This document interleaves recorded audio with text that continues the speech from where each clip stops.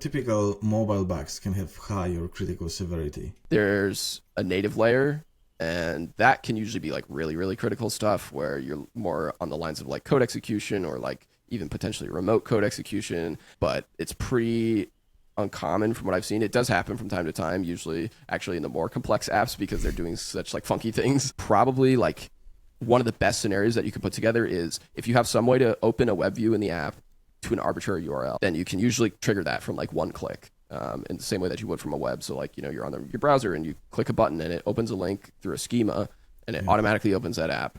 And then it's going to open a web view inside the app to an arbitrary URL. And then if that web view has JavaScript interfaces that allow it to interact back and forth with the Java code, there's like a list of a ton of different possibilities. So an attacker can call those and do a lot of, really privileged tasks or, do things that they probably shouldn't be able to do straight from the JavaScript.